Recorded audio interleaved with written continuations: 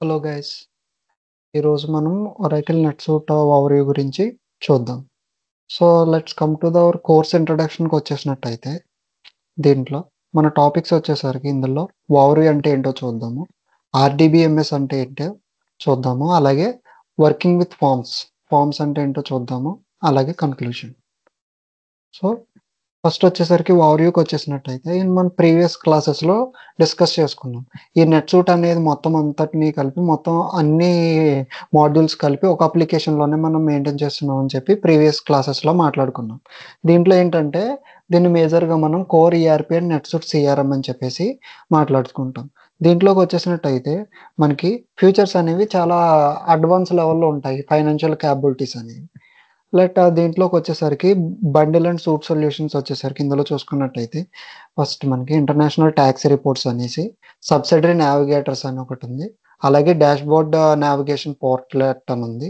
అలాగే dashboard tiles, అలాగే నెట్‌సూట్ approval work flows అని, అప్లికేషన్ పెర్ఫార్మన్స్ మేనేజ్మెంట్ అని చెప్పేసి ఉంది.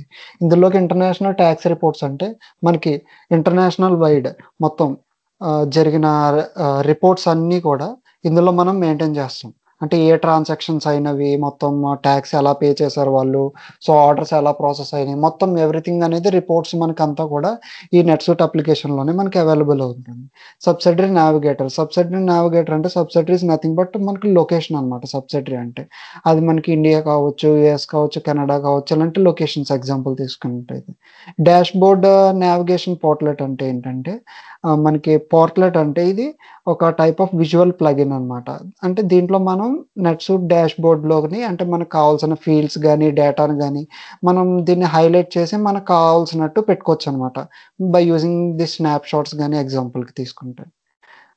ఇందులోకొచ్చేసరికి నెక్స్ట్ వచ్చేసరికి నెట్‌సూట్ అప్రూవల్ వర్క్ ఫ్లోస్.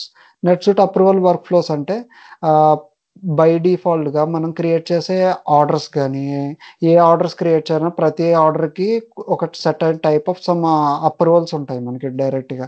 కొంచెం మంది అప్రూవ్ చేయాల్సుంటది బై డిఫాల్ట్‌గా. సో, వాటికి అప్రూవల్స్ అనేది మనం బై డిఫాల్ట్‌గా ఈ ఇచ్చేస్తుంటాం. కొంచెం మంది యూజర్స్‌ని బ్యాక్ ఎండ్‌లో మనకి పెట్టుకొని. అలాగే అప్లికేషన్ పెర్ఫార్మన్స్ మేనేజ్మెంట్. మన అప్లికేషన్ పెర్ఫార్మన్స్ ఎలా ఉంది? మానిటరింగ్ చేయడానికి మొత్తం అంతా మనం మానిటర్ చేయొచ్చనమాట.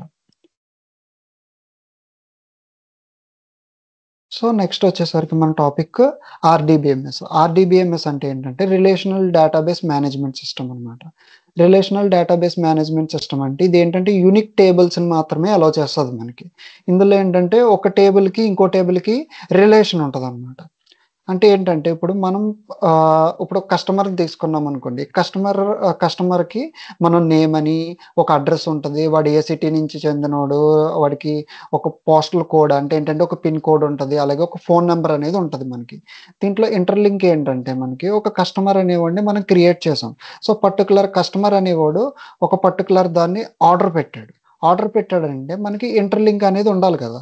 అంటే ఒక ఆర్డర్ పెట్టాడంటే వాడు ఏం ఆర్డర్ పెట్టాడు అన్నది తెలుసుకోవడానికి కస్టమర్‌కి ఆ పర్టిక్యులర్ ఆర్డర్‌కి లింక్ అనేది ఉండాలి. సో, ఆ లింక్ మనం మెయింటైన్ చేయాలంటే సో, ఒక టేబుల్ నుంచి ఇంకో టేబుల్‌కి లింకింగ్ అనేది ఇవ్వాలి. అంటే ఏంటంటే ఇప్పుడు మనకి కస్టమర్ అనేవాడు యూనిక్‌గా ఉంటాడు కదా! సో, వాడిని నేమ్ అనేది కూడా యూనిక్‌గా ఉంటది. కాబట్టి దీన్ని ప్రైమరీ కీ అనుకోవచ్చు. ప్రైమరీ నథింగ్ బట్ మనకి యూనిక్ ఐడెంటిఫికేషన్.